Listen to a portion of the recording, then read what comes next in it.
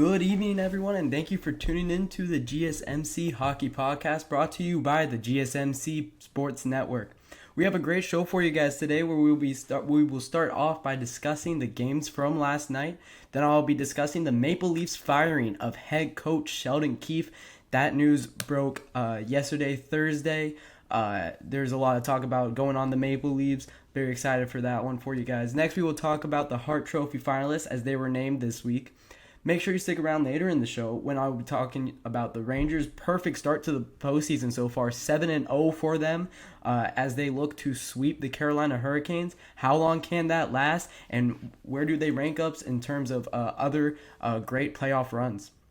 And finally, I will conclude today's show by previewing the games for Friday night as we are live. The current game going on right now is the Panthers-Bruins. Panthers are up 4-2 as we speak.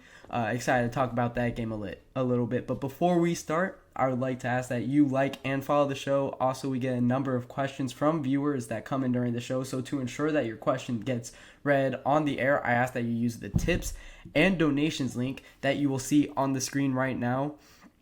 This puts your question at the top of the list so that I may see it, and also really helps the show out.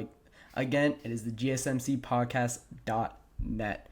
All right, guys, we're going to get right into this first segment where we're talking about the Thursday night's games. These games include the New York Rangers taking a 3-0 series lead over the Carolina Hurricanes. This is very unexpected for me. I gave you guys my prediction. I did predict the Rangers, but I said in 6. I thought that the Hurricanes were going to make a little bit of a series out of this one. But it turns out the Rangers are just kind of disposing with them. They're really flying through these playoffs. Undefeated so far, 7-0. As I said, we'll talk a lot more about the Rangers when we come down to the fourth segment today. But 3-0 series lead for the Rangers. Teams to have made that 3-0 comeback for the Hurricanes, it's happened 4 times in NHL history. It's only happened 1 time outside of the NHL when we're talking about the major 4 sports and we're talking about the 7-game series in baseball and in the NBA. The NBA, it's never happened, somebody coming back from a 3-0, and in the MLB, it's only happened once. But in the NHL, it happened most recently in the 2014 first round. The LA Kings were able to beat the San Jose Sharks on way to their Stanley Cup run in 2014. They won 3 Game 7s that year. They were really good at playing against eliminations. I believe they won 7 games with their backs against the wall. And we're seeing it from the Canes again, having their backs against the wall. We'll see if they can kind of make a little bit of a series out of this. Last year, they get swept by the Panthers in the Eastern Conference Final. Hoping to not see a replay of that, as this Hurricanes team is very good. This top 6 is amazing. Sebastian Aho is one of the best players in the NHL right now, and I would hate to see them go out kind of sorry, as we are seeing right now. Sebastian Aho is really leading this team, but from a game breakdown perspective, Gensel on a redirect takes the 1-0 lead in this game, and you kind of felt like that feeling at PNC Arena was they really believe that this team is going to win all their home ice games, and you just got to steal one on the road. PNC Arena is one of the most hostile environments in all the NHL. That when it gets down to that storm surge in the third period, it's very fun to watch, and these fans are really loving this team, especially this Hurricanes team. It's unfortunate what they're doing and what they're not really putting results when it comes to the playoffs. A couple of good runs in a row, but for a team that's kind of been in the President's Trophy race the last 4 years, 3 to 4 years, it's a little bit unfortunate for them. They have a great top 6, of course. We talk about it at nausea. Sebastian Aho, Andrei Svechnikov, Seth Jarvis, Cal Yarnrook. These guys are great. These guys are amazing players.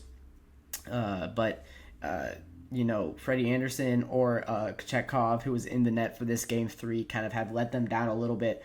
And this series has a 3-goal separation between these two teams. It's been close, tight games. We've seen 2 overtime games in this series so far. And the New York Rangers just have been that 1 goal better than the Carolina Hurricanes. Chris Kreider tied up this game 1-0 through a 5-hole goal via a feed from Mika Zibanejad. There's been this problem in this series for the Carolina Hurricanes, players being alone in the slot, and these guys being by themselves, one-on-one with the goalie. It's very hard for a goalie like Kochetkov to be able to make a save on when you have players just alone in the slot.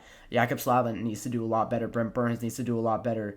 These big defensemen need to clear the ice or clear the slot from these very, very great shooters on New York Rangers. Their entire top 9 are really great shooters, minus maybe Alexander Lundberg, who is still a great playmaker in his own right. These guys need to start stepping up, and Brent Burns needs to play a lot more physical. He's not playing physical enough, and he's getting outmatched by these talented forwards of the New York Rangers. Laffy scored his third of this playoffs, his third of this season, Lafreniere. This was a great sign. Like I said, when he got those 2 goals in game 1, you're going to want to see production out of your great superstars. And Alexis Lafreniere has that talent, has that ceiling to become a superstar. We haven't seen it come to fruition yet, but he's still a very young guy. He's still 22, 23 years old.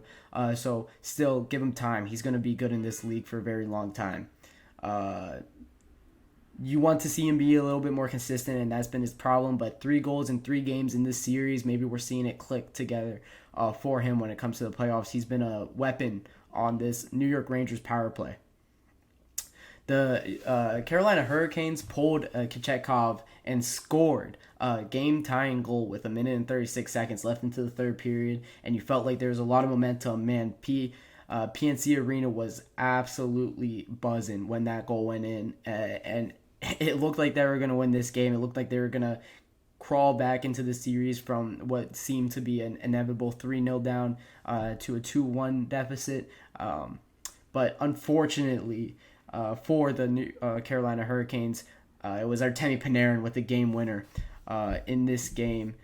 He played very well. Man, Artemi Panarin, what can we say about him?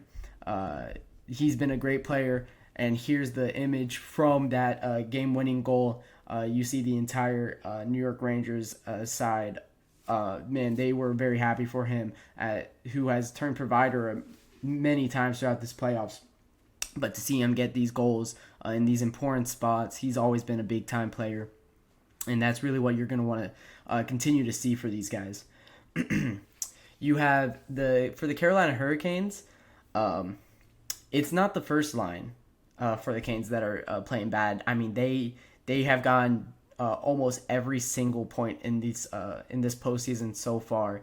The Carolina Hurricanes have been amazing, and Sebastian Aho has been amazing. He has 6 assists on the Carolina Hurricanes' 8 goals scored in this series. There have been 2 goals scored by the Carolina Hurricanes that he hasn't assisted on, and only 1 goal in this entire series that he has not been out on the ice for. When he's not on the ice, this second, this third, this fourth line is not producing, and that's worrisome. You're going to need to see that for the Carolina Hurricanes. They're a great team, and I'll talk about it ad nauseum, but to not get that production out of your bottom lines is very unfortunate. And it's very hard to beat Igor Shesterkin. He's proving to be the clear best goaltender in the NHL. Maybe him and Jeremy Swayman are kind of fighting for that title, but as we're seeing currently, Jeremy Swayman giving up another 4-goal game. Igor Shesterkin is clearly the Conn Smythe favorite for these playoffs. Maybe it's Mika Zibanejad, but I think you have to give it to Igor Shesterkin if the Rangers were to win the Cup. 201 goals against average and a .935 save percentage. He's been amazing in these playoffs. But that's enough about this Canes Rangers series. For now, we'll put it on the shelf, come back to it in that 4th segment. Talk about the Avalanche and the Dallas Stars for a little bit. The Stars managed to even up the series 1-1 on the back of a 3-goal second period. They kind of dominated the Avalanche in this game. the Colorado Superstars not able to score besides Valerie Nichushkinin, who was the only one from the top 6 of the Colorado Avalanche to get production in this game. I talked about it. They gained production out of that first line, and Cale Makar especially in that first game. And this is what happens when you don't. You're going to lose the game. And Roope Hintz was unbelievable in this game. He has 4 points, 1 goal, 3 assists. Miro Heiskanen, 2 power play goals. They have been really good on the power play in this postseason, and the Dallas Stars have been amazing on the power play in this game. They were 2 for 5 when it comes to the power play opportunities. 40% is really, really good in the NHL.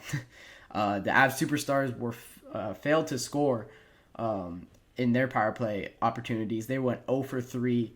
When you have your big guns on the ice, you're going to need to get the puck in the net, and they were not able to do that in this game. And that's what that's what led the Dallas Stars to being able to tie it up and even up the series. Georgiev, an .871 save percentage. In this game, he's kind of been flirting around that below 9 in these playoffs. He's going to need to be a little bit better for the Colorado Avalanche, be a little bit more stable in the net. You're kind of seeing it when you're looking at the New York Rangers, when you're talking about stabilization in the net, and you're going to need to see that out of Alexander Georgiev, of course, the former Ranger that he is. 3 goals by defensemen for the Stars. I talk about it a lot. When you get production out of your blue line in April, in May, in these playoffs, that's going to take you very far. You often see throughout the history of the NHL teams that play very well having a stud on the blue line. Whether it's the Chicago Blackhawks dynasty, or it's the Nick Lidstrom Red Wings, or it's the Avalanche when they won their 2 cups. All of those guys had horses on the blue line. The Bruins back in the 80s with Bobby Orr / 70s with Bobby Orr. It is important to get that production out of your guys out of your blue line in the playoffs, and that will take you very far. And the Dallas Stars got that in this game, and they have kind of got it throughout this postseason. Miro Heiskanen is one of the better offensive defensemen in the NHL, and he's proving why he is. Jake Onger in this game, a .903 save percentage, 3 goals against for him. He was okay. He is going to need to be better for the Dallas Stars. We talked about it in Game 1, how a lot of those goals weren't his fault. I would say 2 out of the 3 of these goals he probably could have stopped.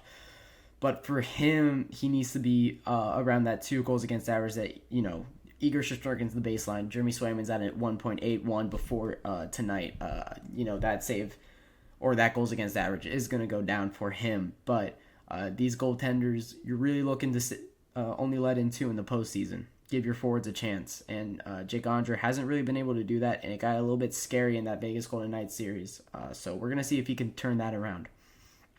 But that'll wrap things up for our talking about the recap of Thursday night's game. When I come back, we'll talk about the Maple Leafs and how they fired head coach Sheldon Keefe.